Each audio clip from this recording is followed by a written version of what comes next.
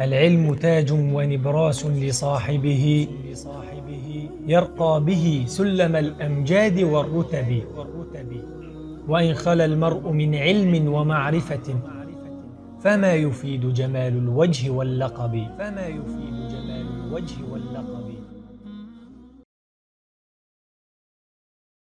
السلام عليكم ورحمة الله وبركاته. الحمد لله العليم الأكرم الذي علم بالقلم علم الإنسان ما لم يعلم. أشهد أن لا إله إلا الله وحده لا شريك له له الملك وله الحمد وله الثناء الحسن. وأشهد أن نبينا وحبيبنا وشفيعنا محمد رسول الله إمام المرسلين وخاتم النبيين وصفوة خلق الله أجمعين.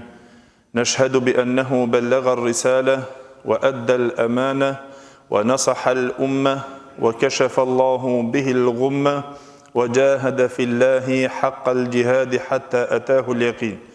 فصلوات الله وسلامه عليه وعلى آله وصحابته والداعين بدعوته والعاملين بسنته بإحسان إلى يوم الدين وبعد.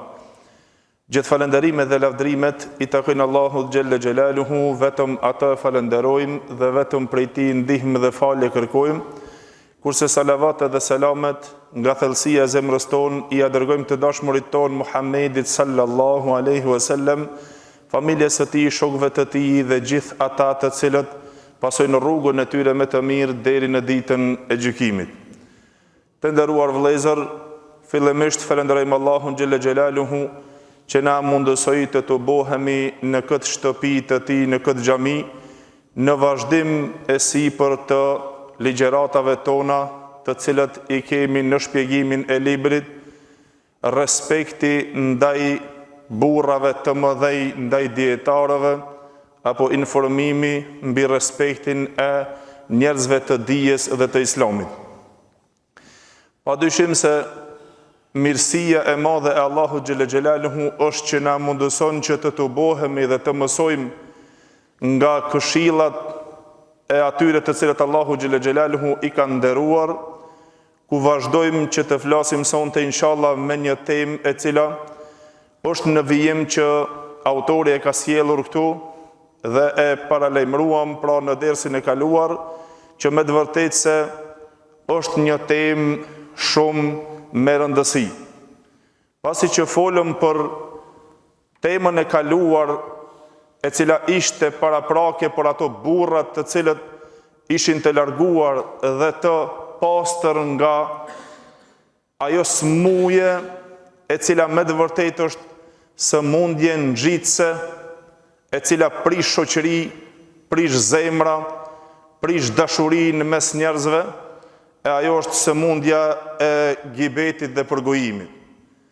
Dhe se çka duhet të veprojmë nëse na bim në gibet në përgojim, duke marrë nderin e njerëzve në përgoj, e duke mos lënë vëlla e dashamir tu e përgojuar atë, edhe se shumë tema të tilla të cilët janë sjellur, ja vjen tema se çka nëse na bim, si të pastrohemi, si të largohemi, dhe se si të pendohemi nga kjo smuje, nga ky mëkat, e që na padyshim se nuk na kalon ditë që na nuk bim në to.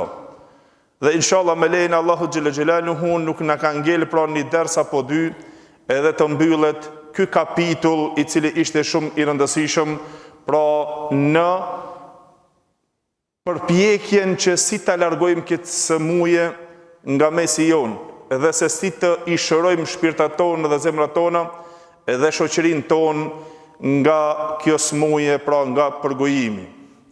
E ajo që vijon në vëllezër tema, e cila është më me rëndësi, që Hoxha e ceku këto tha, kejfe taubetu min el ghibe, si të pendohemi nga gibeti. Cila është rruga, si të pendohemi, si është tobja dhe pendimi nga përgojimi, kur na veçbim në këtë mëkat. Padyshim se pas gjithë atij sqarimi, kur të tregojsh dhe të folish se është çështja se ti bjen me një mëkat, patjetër dhe hoxha pra ta cek edhe rrugën e kthimit dhe pendimit dhe pastrimit. Jo vetëm këtu, po subhanallah, Allahu xhelle xhelaluhu o vëllezër mon një mend sonte një këshill me të cilën e marrmi nga këtu, edhe nga kjo temë me të cilën hoxha sjell, e që është tobja dhe pendimi, është një derë nga dy ertë më të mëdhaja të mëshirës së Allahut xhelle xhelaluhu ndaj këtij ummeti që e ka dhuruar, e ajo është pendimi që Allahu e ka bërë të lehtë për këtë ummet pendimin. Nuk e ka vështirësuar pendimin dhe e ka lënë derë të hapur për çdo mëkatar. Nuk ka një mëkatar e të vjen e të thot se s'ka derë pendimi për mu, s'ka derë shpëtimi për mu. Allahu xhelle xhelaluhu e ka lënë për se cilin mëkatar, për çdo mëkat, ke i madh, ke i vogël, ke kufur, ke shirk, pendimi, dera pendimi të jetë e çel deri në ditën kur të lind dielli nga perëndimi. Kjo është më e rëndësishme, që Allahu xhelle xhelaluhu nga vlera dhe mirësia e madhe dhe nderi i madh këtij ummeti që i adhuroj, që ja la derën e pendimit çel deri sa të perëndon dielli. Derë e tobës çel. Por atë tha Sufjan ibn Uyeyne rahimahullah, vëllezër, tha një begati, një bekim që Allahu ja ka dhuruar këtij ummeti është që ja ka lënë derën e pendimit çel. Dhe e ka bërë të lehtë pendimin për gjithë, sado që të jetë mëkati. Për arsye se Allahu xhelle xhelaluhu në ummetet e mëhershëm jau ka vështirësuar pendimin sipas mëkatit të cilët e kishin. Kishte prej popujve të cilët për të u penduar e kishin shumë pendimin e rënd, kushti i pendimit shumë i vështirë, për t'ja pranuar Allahu xhelle xhelaluhu pendimin e tij dhe tauben e tij. Kur Allahu xhelle xhelaluhu tha në suratu Baqara për Musa alayhi salam, Allahu xhelle xhelaluhu tha wa idh qala Musa liqaumihi ya qaumi innakum zalamtum anfusakum باتخاذكم العجل فتوبوا إلى بارئكم فاقتلوا أنفسكم ذلكم خير لكم عند بارئكم فتاب عليكم إنه هو التواب الرحيم. Allahu xhelle xhelaluhu tha, kur Musa alayhis salam i tha popullit të vet, për thot pejgamberi sallallahu alaihi wasallam që t'ia përkujton popullit të tij që Musa alayhis salam kur i tha popullit të vet, o populli im, ju i keni bërë zullum vetvetes juaj dhe padrejtësi vetvetes juaj, për shkak se ato e murrën që ta adhurojnë jashtë Allahu xhelle xhelaluhu viçin. Pasi që i shpëtoi Allahu xhelle xhelaluhu nga tortura e Firaunit, atij zullumçarit, dhe nga deti, pasi që i shpëtoi atë përsëri shkuan dhe e adhuruan viçin. Para menua morën Zot të adhurojnë jashtë Allahu xhelle xhelaluhu. E pastaj çka u kërkonte për to që ata të pendohen? Allahu xhelle xhelaluhu i au kushtëzoj atyre për të u penduar, tha fetubu ila bari'ikum faqtulu anfusakum. Pendohuni te Zoti i juaj, mbytnja vetveten e juaj. Para mendo. Tobe vështirë, pendim i vështirë, në kuptimin jo se faqtulu anfusakum, këto është domethënë përkthimi i ajetit, përkthehet në gjuhën se thomi faqtulu anfusakum, mbytnja vetveten e juaj. Pra të komentatorët e Kur'anit një pjesë të cilët ato na e komentuan dhe na treguan dhe thanë se është për qëllim se ato u mbytën, pastaj kanë pas kush që të mbyten vetë me vete. E ai si kush më rrinte ta mbyt babën e djalin e tjetrin e gjithë në mes veti. Që të mbyten derisa sipas komentuesve të Kur'anit, të cilët i cek Imam Taberiu rahimullah, tha arriti deri në 70.000 numri i mbytjes. Që t'ja u pranon pendimin Allahu të mbyten me zvit. Para mendova, mbytni vetveten e juaj që ta pranon pendimin ato të cilët vdiqën që të shkojnë te Allahu të penduar, edhe këto të cilët kanë ngel të gjatë dhe këto t'ja u pranon Allahu xhelle xhelalu pendimin. Kusht? A kurse neve, këtij ummeti Allahu xhelle xhelalu i ala pendimin të lirë, jo vetëm që e la pendimin të lirë, derën e tobës të çel. Jo që ke është e lehtë, por dhe Allahu xhelle xhelaluhu lajmëroi në Kur'an se Allahu i don ata të cilët pendohen. Para mendo, Allahu xhelle xhelaluhu në Kur'an o vëllezër tha inna Allaha yuhibbu at-tawwabin. Allahu deklaroi në Kur'an se ai i don ata të cilët pendohen. Kur mos e mashtro veten se të bësh mëkat dhe na vazhdimisht bëjmë mëkate, brenda ditës tonë dhe 24 orëshit tonë nuk mundim të i njehim mëkatet të cilët i bëjmë. Dhe na duhet kërkuar Allahu xhelle xhelaluhu vazhdimisht që të na i falë mëkatet, o Zot na i falë mëkatet të dukurat dhe të padukurat, ata të cilët i dim dhe ata të cilët si dim. E më bërat Allahu xhelle xhelaluhu tha i don ata të cilët kthehen te Allahu dhe pendohen. Pse se e din se janë gabimtar. Po gjunos njëri ka bërë shumë mëkate, e tash edhe këtij si t'ja falë në Allah. Na përzihemi në mëshirën e Allahut. Kjo është problematika jo. E shikojmë njerin e gjykojmë sipas mëkateve të cilët i ka, edhe pastaj çka i themi, dhe ki si ta falë në Allah atëherë. Pse se ky vazhdimisht nuk je ti ai pronari që i falë mëkatet. Këtë kompetencë Allahu se kalon dorën tonë. Allahu xhelle xhelalu sado që t'jetë mëkati, sado që t'jetë shuma dhe sasia e saj në Kur'an i thirri, të gjithë dhe tha kul ya ibadi alladhina asrafu ala anfusihim la taqnatu min rahmatillah inna Allaha yaghfiru dhunuba jami'a. Allahu xhelle xhelalu tha thuaj o robërit e mi të cilët e keni mbush vetveten e juaj, e keni ngarkuar shumë me mëkate, mos e humni shpresën te mëshira e Allahut asnjëherë.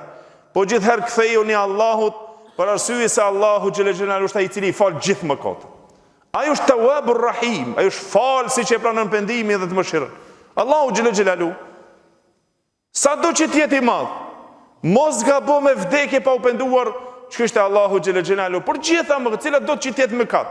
Bjen gabim, bjen mëkat, po ktheu te Allahu dhe lip falje dhe kërko falje. Se Allahu xhelle xhelalu është ai i cili jo vetëm muslimanët, por Allahu xhelle xhelalu dhe por ato të cilët bën kufër e la derën e pendimit çel. Para mendoa, Allahu xhelle xhelalu në Kur'an në suratul Anfal tha qul lil ladhina kafaru in yantahu yughfar lahum ma qad salaf. Thuaj atyre të cilët kanë bërë kufër, që s'kan besu, nëse ato ndalen dhe pengohen nga i kufri tyre, Allahu xhelle xhelalu tha na ja u falim ata të cilët kanë kaluar.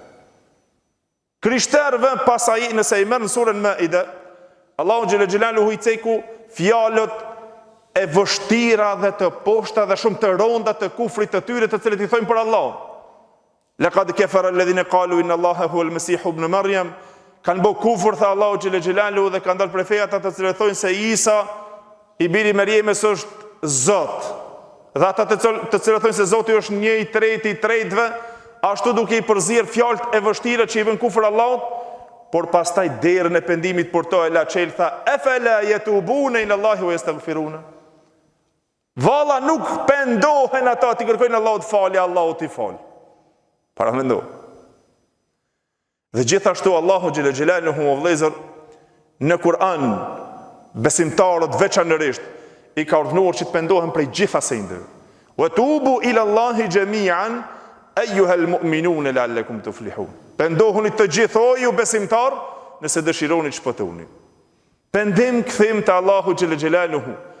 Kur mos të mashtrojnë shejtani se na veç bom shumë mëkate e tash kur të kthejhem mo prej gabimeve për mëkateve. Gjithherë kërkoj Allahut falje, gjithherë pendohu te Allahu xhelle xhelaluhu. Gjithherë, sa herë që të kujtoj për çdo mëkati, kthehu apet te Allahu xhelle xhelaluhu, se tha pejgamberi sallallahu alaihi wasallam, Allahu xhelle xhelaluhu gëzohet për robën e tij kur ai pendohet te ai. Hadithin të cilën e keni dëgjuar që e transmeton Imam Buhari dhe Muslimi nga Anas ibn Malik radhiyallahu anhu, i cili tha se Allahu xhelle xhelaluhu gëzohet më fort për pendimin e robit të tij kur ai pendohet, se sa ai një njeri i cili është me një mjet të udhëtimit të tij, e kur është me një tokë me një shkretin, dhe ai e ka mjetin e udhëtimit të tij, e ka hajen dhe pijen në ta, dhe kur befas i humb mjeti i udhëtimit me hajen edhe me pijen. Shkretin s'ka ai mbështetje tjetër, as haja as pije kur ti humb, e ka kalin, e ka devën, e ka mjetin e udhëtimit, ti humb ajo me haje me pije, gjitha që i posedon kur ti humb, tha ai ti I hum shpresat për jetën e vetë të shkon tha me një hije dhe ta pret vdekjen mos. S'ka shpresat jetës. Kur pa prit mas tha Pejgamberi selam I vjen mjeti I udhëtimit të tij me hajen, me pijen krejt sikur që e ka pash para syve të tij. E ky tha nga gëzimi I madh kur e shef që I ka ardhur mjeti dhe I ka ardhur jeta e tij, tha nga gëzimi I madh thot o Zot, ti I robi me unë Zoti. E ndryshon fjalën, kjo është fjalë e kufrit, fjalë që nxjerr pi feje. Po nga gëzimi I madh e ngatëron fjalën e tij dhe thot ti I robi me unë Zoti. Allahu xhel xhelaluhu e fal për këtë gabim të shqiptimit nga gëzimi I madh. Dhe tha pejgamberi se Allahu gëzohet shumë më shumë se sa ky këtë gëzim që e sheh shpresën e fundit jetës së tij. E paramendohet kjo mirësi domethënë të cilën Allahu xhel xhelalu na ka dhënë neve është jo ndonjë mëkat veçan, por gjitha mëkatet dëshiron që na të I kthehemi Allahut sa më shumë. Dhe mëkati I cili është më I përhapur në mesin ton është pra përgojimi dhe është gibeti.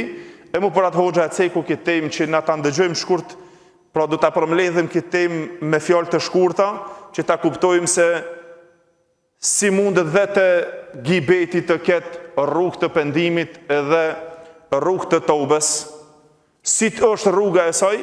Padyshim se dietarët të vëllezër kanë sqaruar edhe kanë treguar ato format e mënyrës se si është që njeriu të pendohet nga mëkati, e veçanërisht pra për temën me të cilën jemi duke folur, të pendohet nga gibeti.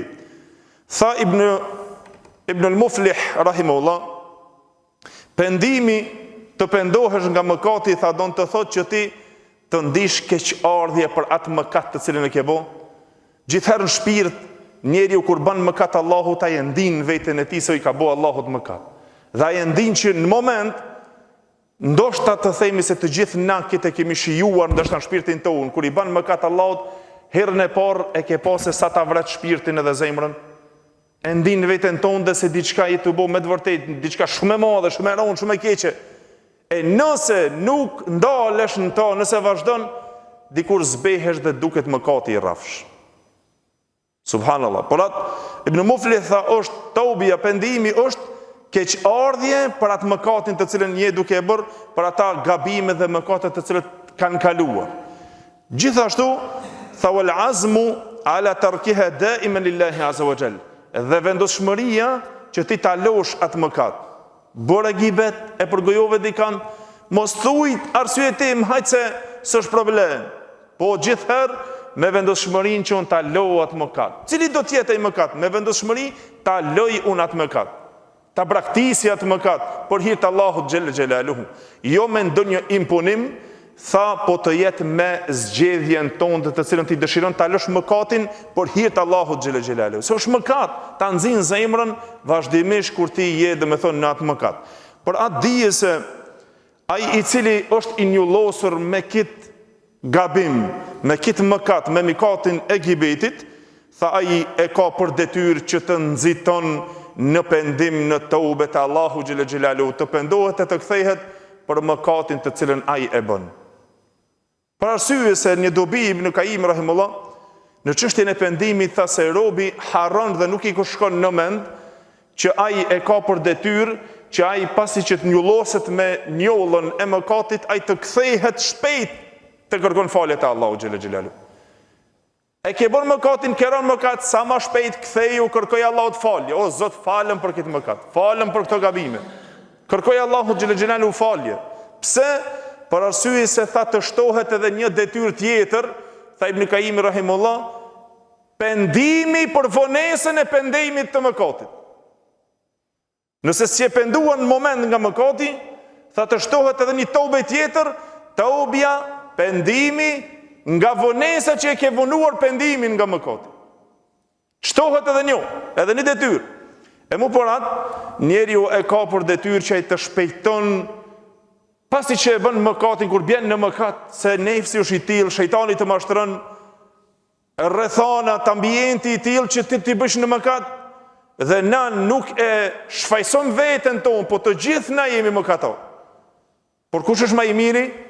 Ai që pendohet dhe kthehet te Allahu xhel xhelalu. Në moment që të kujtohet se ke bërë mëkat, astaghfirullah, Zot falem, me shpirtin tënd, me zemrën tënde, duke marrë vendosmërinë, po padyshim se edhe kushtet të cilët i ka. Hoxha këtu i ka sjellur disa kushte o vëllezër të pranimit të tobës dhe pendimit nga gibeti apo mëkati i gibetit. Duke u bazuar normal në ato kushtet të cilët i kanë vendosur dietarët të gjithë, kushtet e pendimit, dhe me thonë prej tyre të cilët i kanë llogaritur 3, prej tyre të cilët i kanë llogaritur 4 apo 5, dikush e ka llogaritur të parë sinqeritetin. E këtu hoxha e cek e para si kusht tha është an yaqla al mughtabu fawran, ai përgojuesi të ndërpritet dhe të ndalohet me njëherë nga gibeti, nga përgojimi, nga mëkati i gibetit, edhe të pengon vetveten e tij nga përgojimi i vllavit të vet. Për arsye se po nuk u ndale ti nga përgojimi, tha atëherë nuk ka kuptim pendimi yt. Astaghfirullah dhe vazhdimisht apet gibe. Mos ta madha apet e bëjmë gibe.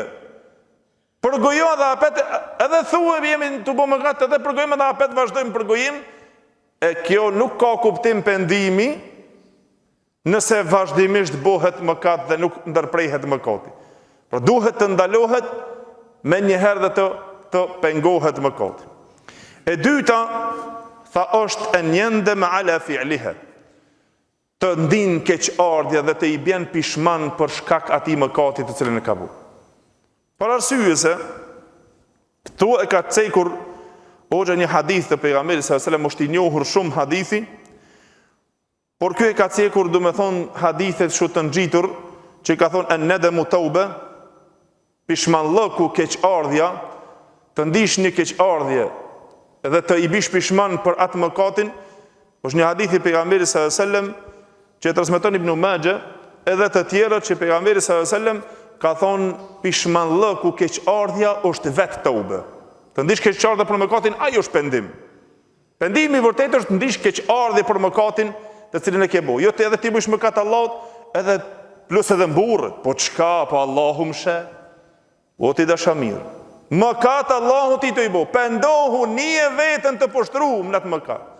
Ajo edhe të bësh mëkat edhe të livdrohesh me mëkat. Edhe të thush se Allah i më sheh, nuk se kam problem. Me dal njerëz më tregu se bën mëkat. Kjo është shumë më keq. Të ndish keqardhje e të i bish mishman për atë mëkat. Edhe pastaj një pjesë të hadithit tjetër tha wattaibu min adh-dhanbi kama la dhanba la. Hadithi është i njohur që pejgamberi sallallahu alajhi wasallam ka thonë penduesi nga mëkati është sikur nuk ka bërë mëkat. Nëse pendohesh sinqerisht nga mëkati, atëherë sikur s'ka bërë mëkat. Mirë po, dikush prej dietarëve ka bërë si të mirë këtë hadith, por hoxha që ka vdekur Allahu më shiroft Abu Ishaq al-Huwaini, muhadithi i njohur, si dhe hoxha tjetër Adawi dhe në shumë një pjesë e madhe të dietarëve, duke e shushitur mirë zinxhirin e këtij hadithi, e ndëgjon të këshilluesit e hoxhallarët të cilë në përhutbe shumë duke e përdor hadithin e taibu min adh-dhanbi kama la dhanba la. Të penduarit nga mëkati sikur s'ka bërë mëkat fare.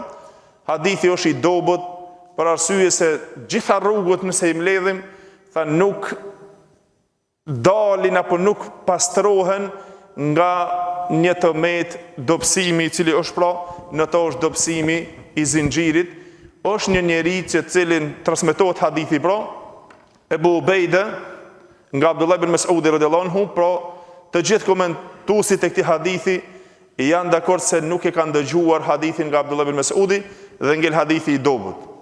Ky hadith ngel i dobët për shkak të kësaj. Kurse të tjetra, an-nadamu tauba, tobja vërtet është pishmanllëku dhe keqardhja për to, pra hadithin e kanë bërë, domethënë, të mirë me zinxhirin e tij. Pra me këto e kuptojmë vëllezër se pishmanllëku dhe të i bish pishman ti dhe të ndish keqardhje dhe një pikëllim për atë mëkat, pra është gjithashtu është çështje se ty ta plotson kushtin e pendimit tënd. Sikur që tha një poet arab, meta yantahi an sayyin man ata bihi idha lam yakun minhu alayhi tanaddumu. Kur do të ndalet nga mëkati, nga e keqja, ai i cili vazhdimisht është në mëkat dhe kur nuk ndin keqardhje, kur nuk i bi pishman. Kur da pendohet, kur di kthehet? Kur da vedisohet në njeri, nëse ai vazhdimisht nuk ndin keqardhë për mëkatin e ban, që unë pendova apet e ban, e ka një, nëse nuk ndin keqardhje, tha kjo me njëherë e vërteton se ti ke dëshirë ti jesh në atë mëkat. Dhe më thonë, pikëllimi për atë mëkat, nëse nuk pikëllohesh, po vetëm pendohen, po ti përsëri ke dëshirë në atë mëkat të kthehesh, pro kjo tha të aludon e të argumenton se ti ke dëshirë që ti t'jesh dhe të vazhdojsh në atë mëkat. Edhe në gjithashtu, Imam Begawi rahimullah na e ceku nga Umejri radiallahu anhu, Ubej ibn Ka'bi dhe Muadh ibn Jabali radiallahu anhum të gjithë, të cilët thanë se at-tauba an-nasuh, të penduarit e sinqert, që Allahu xhalla xhelalu i thirrë gjithë besimtarët të pendohen me një tobe të sinqert.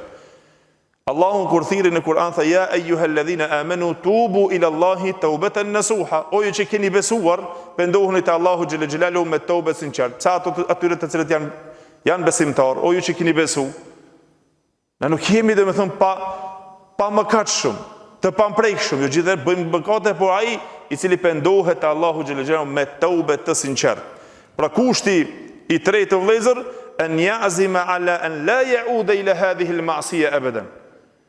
Të merë vendoshmërin, kushti i tretë që mos të kthehet më në atë mëkat. Me vendoshmëri, duke e bërë njetin brenda ti, që ai mos të i kthehet më atij mëkati. O Zot falem, u pendova nga ky mëkat, nin keqardhjen, pikëllimin dhe me njetin e fortë të tij vendoshmërin që mos të kthehet më në atë mëkat përsëri. Sikur që tha Hasan al-Basri rahimullah kur e njoftoi pendimin e sinqert, tha nadamun bil qalbi wa istighfarun bil lisan wa tarkun bil jawarih wa idmarun an la yaud. Hasan al-Basri rahimullah tha pishmallëku me zemër, të ndin keqardhje, një pikëllim me zemrën e tij, të kërkon falje me gjuhën e tij dhe ta braktis me gjymtyrët e tij mëkatin. Gjithashtu edhe ai të vendos që mos të kthehet në atë mëkat. Për atë kërcekum tha Imam Begawi rahimullah për sahabët e pejgamberit sallam si Umejri radiallahu anhu, Ubej ibn Ka'bi, Muadh ibn Jabali, të cilët kur na e definuan taubatën nasuh, pendimin e sinqert, thanë se është që të pendohet dhe mos të kthehet mo përsëri në atë mëkat. Ashtu sikur kemen la yaud al-labanu fi ad-dar, ashtu sikur që nuk kthen qumshti mo në gji përsëri. Ai qumsh që del nga gjiri mo nuk kthen përsëri. Tha i njëjti, tha duhet që të jetë tobja e vërtet, tobja e sinqert, tha është që të pendohesh tha nga mëkati dhe mos të kthehesh mo në to asnjëherë. E kushti i katërt të vëllezër, për të cilën këtu hoxha pastaj domethën ka vazhduar shpjegimin edhe ka vazhduar domethën gjatë mendimet e dietarëve në të cilën kanë rënë në polemik, e ajo është an yatahallala mimman igtabahu. Të kërkon halallëk nga ai të cilën e ka përgoju. E ky kusht i vështirë, apo? Me të vërtetë se është i vështirë. Të i kërkosh halallëk atij, të kërkosh të ta fal atij të cilën e ke përgoju. Si qëndron ky kusht? Mo për atë hadithin të cilën e transmeton Imam Muslimi Tirmidhiu nga Abu Hurajra radiallahu anhu, tha pejgamberi sallallahu alaihi wasallam la tuwaddunna al-huquqa ila ahliha yawm al-qiyamah. Do të i qonin në vend të gjithë njerëzit, do të i marrin hakat dhe të drejtat e veta në ditën e gjykimit. Do të shkojnë në vend se cili që i ka marrë hak, që i ka hyndër hak dikuja, ditën e gjykimit do të kthehen hakat krejt të njerëzit, derisa tha pejgamberi sallallahu alaihi wasallam hatta yuqadu lish-shati al-jalha'i wash-shati al-qarna. Derisa të merr hak edhe ajo delja pa brina nga delja me brina që e ka vrarë. Ditën e gjykimit, dita ku të gjykon Allahu xhela xhelaluhu. Për atë muslimanët, neve si musliman, çka na ndal nga mëkati? Valla thua na nuk dim të bëjmë mëkat, a nuk e dim mëkatin?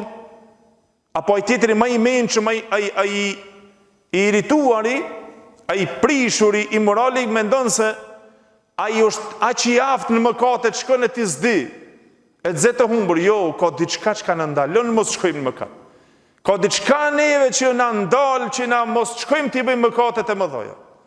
Ka diçka neve që na mban në xhami, ka diçka që na mban që të falim namaz, ka diçka që na mbron nga ato mëkat. Çka?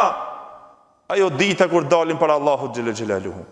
Kur secili do të jep llogari për vetveten e vet. Për secili për vetveten e vet, para kujt? Para krijuesit gjithësisë, që nuk mungon asnjë grimc atomi, vetëm se do ta kesh përpara. E kjo është e vështira më e madhe vëllezër. Por atë pejgamberi sallallahu alajhi wasallam vazhdon pra hadithin tjetër, të cilën e transmeton Imam Buhariu dhe Tirmidhiu nga Ebu Hurajra radhiyallahu anhu ashtu pra, që tha pejgamberi sallallahu alajhi wasallam men kanat indahu madhlamatan li akhihi falyatahallalhu minha fa innahu laysa thumma dinarun wala dirham.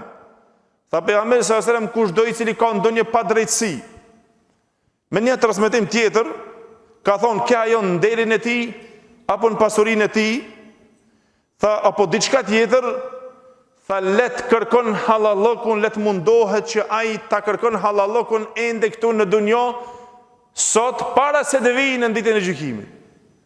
Për arsye se tha në ditën e gjykimit pejgamberi sallallahu alajhi wasallam vëllezër na lajmëron se atje nuk ka tha larje mo të hakeve, të obligimeve me dirhem, me të holla, me dinar që mund të kthehen të paguhen këtu. Atje tha lahen dhe paguhen me sevape. Tha nëse nuk ka sevape, nëse nuk ka të mira, kur ti harxhohen tha ati pastaj i hidhen mëkatet e atij të cilët i ka marrë hak. E të i hidhen mëkatet e të hudhet në zjarr. E kjo është ala më problem i madh, kjo është shumë dhe më problem i madh. Gjithashtu hadithin tjetër të cilët Sejku Hoxha këtu, që e transmeton Imam Muslimi dhe Tirmidhiu nga Abu Hurajra radhiyallahu anhu, për të cilën tha pejgamberi sallallahu alajhi wasallam etadruna min al-muflis, dhe keni dëgjuar hadithin shumë apo. Pejgamberi sallallahu alajhi wasallam ju drejtohet shokëve të tij duke i thonë, a dini se kush është i falimentuari fare, komplet i humbur? Ato thanë, përgjigjen shokët duke thonë, ja Rasulullah, al-muflisu fina man la dirham lahu wala mata. I falimentuar në mesin ton është ai i humbur i komplet, në tana on, tha është ai i cili s'ka as pare, as ka, dhe me thonë, dinar, as ka dirhem, as ka jetes, as ka as një sen. As tesh, as kur një sen. Ai i cili i ka humbur të gjitha, s'ka as vend banim, as shtëpi, as një sen nuk ka, as të holla, as kur gjo. Kitë e dim i falimentuar komplet. A ke pa ndonjë firmë ose ndonjë direktor i madh i një udhëheqës i firmës, kur të humbë komplet, kur falimenton me atë firmën, humbet komplet, se i thonë, i humbi të gjitha. E pejgamberi sallallahu alajhi wasallam tha, nuk është ky i falimentuar i vërtet. Por tha pejgamberi sallallahu alajhi wasallam, innal muflisa man yati yawm al-qiyamah bi salatin wa siyamin wa zakah, yati wa qad shatama hadha wa qadhafa hadha wa akala mal hadha wa safaka dam hadha wa daraba hadha فيؤتى هذا من حسناته وهذا من حسناته فإن فنيت حسناته قبل أن يقضى ما عليه أخذ من خطاياهم فطرحت عليه ثم طرح في النار.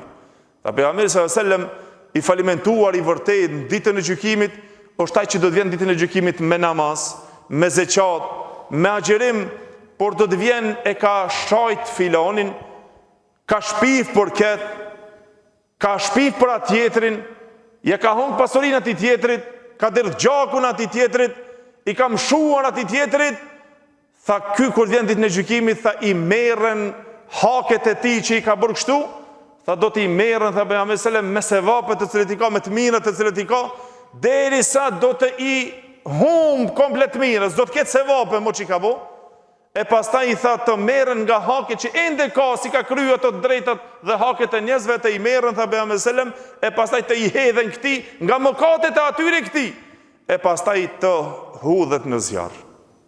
Para mendo, me namazë, me zeqate, me agjerime, me gjitha të mirat, por të kesh haket të njerëzve, ke shohat, ke shpif për atë, ke përgëruje kitë, ja ke hangë pasurinë atij tjetrit, ke dhe gjakun pa fajt këtij tjetrit, e ke mshuar atij tjetrit, e ke rreh atij tjetrin, e një ditë do të lahen këto. Një ditë do tipet llogari për gjitha këto.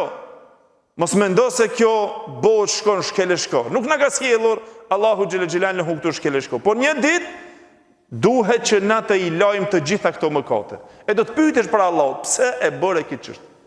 Çka çtini ta bësh? A mendoveni për atë pejgamberi sallam me një hadith tjetër do të vjen pastaj që pejgamberi sallam tha lani haket e juaja ende këtu në dunjë. Kur shkon ndonjë padrejtësi, le ta lanë shpejt e shpejt, le të kërkon halallëk, le të mundohet që të i lën haket e tij ende këtu në dunjë. Këtu në këtë jetë, këtu në këtë botë, mos e lën për ditën e ahiretit se shumë rënd atje. Atje do të jetë shumë më e vështirë. E mu për atë të vëllezër për këtë çështje, për këtë kushti këtu tash ndryshon çështja e kërkimit të hakut dhe kthimi i hakeve të atyre të cilët i ke bërë zullum. Tash si është haku në çështjen e përgojimit? S'është çështje që ja ke marrë diçka që du t'ja hapish, ose nëse ke bërë një dëm që ti du t'ja kthish, po është përgojim. E tash ky mëkati i përgojimit, dietarët këtu u ndon në disa fjalë për shkak të çështjes së kushtit të pendimit, se a duhet që ta lejmëron atë që i ka përgojuar. A duhet ta lejmëron të shkon të i kërkon falje, edhe ta lejmëron për çka e ka bërë gibet. E tash normal dietarët ndryshuan këtu me mendime, prej dietarëve të cilët i ceku hoxha shumë këtu dhe pastaj na i sjolli mendimet e shumta të dietarëve dhe pastaj duke na e dhuruar atë mendimin më të mirë, pra për mos me u lodhur, na do t'i cekim domethënë shkurtimisht për ta kuptuar këtë temë kështu dhe mos të lodhemi dhe e përmbyllim këtë temë. Pra në çështjen e kësaj o vëllezër, dietarët ndryshuan në mendime. A duhet që ta lejmëron, të shkon të i kërkojnë falje dhe ta lejmërojnë për mëkatin, u ndan pra në dy mendime. Disa prej tyre thanë që është kusht për t'ju pranuar pendimi i tij, se bëhet shkak mos të me ta pranuar Allahu pendimin, tha që të shkojsh ta lejmërojsh, o vëlla, ma ban halal për këtë gabim që e bëra. Kërkoj që të ma falish, po e thët po mirë, pse më ke bëgj i vetë? E tash ti dush me i tregu halin. Nëse i tregohet, çka bëhet? A keqësohet gjendja më shumë? A përmirësohet gjendja, apo keqësohet më shumë?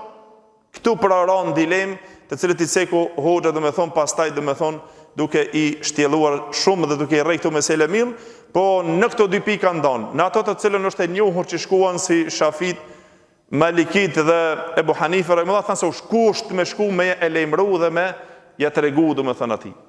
Mirë po, mendimi më i mirë, në pjesën tjetër të dietarëve të cilët e zgjedhën, thanë nuk është kusht, për arsye se kjo nuk është çështje e një padrejtësie që e ke marrë dhe du t'ja kthish. Sidomos nëse në to domi është më i madh se sa dobia të cilën e bën. Se ti nëse e ke përgoju dikondi për një çështje e cila është shumë e ndihshme, ose ndini nder, ke fol për nderin e tij, ke shkel, ke cenuar nderin e tij për diçka, e tash kur ta lajmërojsh ato ti jashtë asaj që nuk të kanë dëgju, edhe vetëm përgojimi që e lajmëron, ai e ka një plagë në zemër. E pastaj kur ti e tregosh dhe rastin se për çka kjo i shtohet plaga dhe hidhrimi, derisa këtë mendim e zgodhi Sheh Islam ibn Taymi rahimullah, ibn Qayyim dhe ibn Hajar e shumë të tjerë të cilët folën për këtë pikë se a është domi më i madh apo dobia? Pra në pikën e çështjes së gibetit, problemi është se nëse e lajmëron për çështjen, keqësohet dhe më keq. Ndoshta është shkak i hapjes armiqësisë më të madhe dhe urrëties më të madhe. Pse? Se ke folë për një çështje ndoshta që nuk është e vërtet, e ke bërë gibet për një çështje të cilën ja prek nderin e tij, e ke bërë gibet ose e ke përgojuar për diçka që është domethënë e vështirë për to, e atëherë është problematika. Pra disa prej dietarëve këto Imam Kurtubi rahimullah i ceku 3 mendime të dietarëve të cilët folën, një pjesë me të cilën thanë jo, nuk është, se kjo është një mëkat i cili është mes ti dhe Allahu xhel xhelalu, që të kërkon falje, Allahu t'ia falë atij, pa i treguar atij që të shkakton ndonjë dhimbje. E dikush prej tyre thanë jo, është një madhlem, është kërkimi i faljes, po vetëm të kërkon falje dhe të thot me kush që të i lutet Allahut edhe të kërkon falje për të thotë o Zot, fale ato. Dhe kjo një pjesë e dietarëve vëllezër është mirë që në mezhliset, në tubimet, me të cilën na kur ta përgojojmë dikon me thonë o Zot, falem mu dhe ato, fale ato dhe mu. O Zot, fale ato dhe na fal neve. Si falje, si shpagim i atij përgojimit të cilën e bën. O Zot, falem mu dhe ato. Kërkosh falje Allahut edhe të përmendish në mezhlis për të mirë. Këtë kusht e cekun dietar. E kurse disa të tjerë tha njo, nuk është kusht ti kërkosh falje, por nuk është kusht që ta lajmërosh, për shkak se thashë Islami ibn Taimi rahimullah ti i shton atij edhe më shumë keq dhe i bën edhe më shumë keq. Sasin e të keqes e shton dhe armiqësisë e shton ato edhe më shumë. Mu ponat Abdullah ibn Mubarak rahimullah një herë i tha vëllezër, i tha Sufjan ibn Uyeynes rahimullah për pendimin nga gibeti, tha cila është, tha është që të kërkojsh falje për të Allahu xhelle xhelaluhu. Jo, Sufjan ibn Uyeynes tha, po të shkojsh të i kërkojsh atij falje që të ta fal për mëkatin. Çka tha Abdullah ibn Mubarak rahimullah? Tha la tu'dhuhu marratayn. Mos e dëmtoni 2 herë. Edhe ke bo gibet, edhe plus çkish t'ja vrasësh zemrën e ta dëmtosh edhe një herë ti thosh na, di pse të kemi bo gibet, por çat punën që i ke bo ti kështu. Kjo alama, tha mos e dëmtoni 2 herë atë njeri, që edhe ke përgoju, edhe tani t'ja tregojsh edhe ja për çka kemi fol për ty, për filan mëkatin, ose për filan të keqen, ose për një nder, ose për diçka. Kjo është domethënë alama e keqe dhe më e vështirë. E më pra dietarët pastaj domethënë u ndryshuan me mendimet e tyre, por kjo është vëllezër zgjedhja me të cilën shkurtimisht tash i sollëm këto me këto pika të shkurta për të ditur pra se ku jemi në çështjen e kushteve, të cilat i ceku hoxha pra këtu në këtë pikë, edhe me këto inshallah e mbarojmë. Mendoj që inshallah kjo temë është me të vërtetë një temë e cila është shumë e rëndësishme në jetën tonë si musliman dhe si vëllezër, që na ta shtim në përdorimin e jetës tonë, ashtu sikur që na u kanë ngjitur smuja e gibetit dhe përgojimit, ta fusim në jetën e përditshme tonë dhe pendimin, e ta futim edhe kërkimin e faljes, e të kërkojmë falje për vllaun tonë, e nëse ai jepet mundësia që ti kërkosh falje atij të thosh o vllau ma bën halal se na të kemi përgojuar, pa ja treguar normal, domethënë çështja nëse nuk është prekse dhe hidhrim, nëse nuk i shkakton më shumë dhimbje atij, për shkak se Ibn Taimi rahimullahu e ceku se sheriati Allahu xhelle xhelalu ka ardhur për të i parandaluar ato të këqijet, për të i parandaluar dëmet, e ti nëse shton më shumë dëm ti s'ke arritur domethënë dobin, por të mundohemi të gjithë që na ta marrmi këtë këshill në vete, të këshillojmë vëllezërit tonë, e familjet tona, e shoqërinë tonë, që na dhe nëse përgojojmë ose nëse bim në mëkat, si të pastrohemi e si të pendohemi dhe si të largohemi nga ky mëkat. Dhe një ashtu pastaj vjen tema vëllezër, e cila është pra, po mirë, nëse vjen dikush me të kërku, nëse të ka bërë ty përgojim ose të ka bërë gibet, nëse ka bërë ndonjë mëkat, ndonjë hak, e vjen ai të kërkon ty, cila është amnestia? Si ta falim ato? A është më mirë me fal? A duhet me fal? A s'duhet me fal? Vjen tema me të cilën duhet pak që të informohemi me to inshallah në dersin e ardhshëm, edhe nuk ngel pastaj vetëm se edhe një temë dhe përmbyllet inshallah ky kapitull me të cilën hoxha me të vërtetë ka dhënë mundin për një përmirësim të këtij morali me të cilën është shumë i rëndësishëm në mesin tonë, për largimin e kësaj smuje që subhanallahu me të vërtetë është prezent gjithherë. E pastaj do të vjen një kapitull ende më i nevojshëm, e ajo është sjellja dhe morali, me të cilën na mas shumë ti kemi nevojë, po folin na si musliman kemi mas shumë ti nevojë, veçanërisht në kohën tonë për moralin edhe sjelljen. Inshallah do të thonë dersi që vjen edhe tjetër dhe kryet, e pastaj futemi në kapitullin i cili është me të vërtetë shumë me rëndësi. Për arsye se na i kemi këto dukuri në mesin tonë, këto dobije të themi ose këto mangësi i kemi në mesin tonë që na duhet të këshillohemi e të ndëgjojmë. Edhe inshallah lusim Allahun xhelle xhelalu që Allahu ta përmirëson moralin ton, ta përmirëson gjendjen ton, e Allahu xhelle xhelalu të përmirëson shoqërinë ton, e vëllezërit ton, e të na largon prej smujës së gibetit edhe prej gjitha mëkateve të cilat na kërcënohen në jetën tonë dhe ato na paraqiten e na rrëshqesim ndonjëherë. Lusim Allahun xhelle xhelalu që Allahu të na i falë mëkatet tona të gjitha, të mëdhaja e të vogla. Lusim Allahun xhelle xhelalu që Allahu të na i falë mëkatet të dukura e të padukura, ata që i dim dhe ata që si dim, na i falë Allahu xhelle xhelalu të gjitha mëkatet, e që bot sabër, e bot durim dhe ndëgjuat. Lusim Allahun xhelle xhelalu që Allahu t'ju shpërblen me Jannatul Firdaus. وأقول قولي هذا واستغفر الله لي ولكم والحمد لله رب العالمين.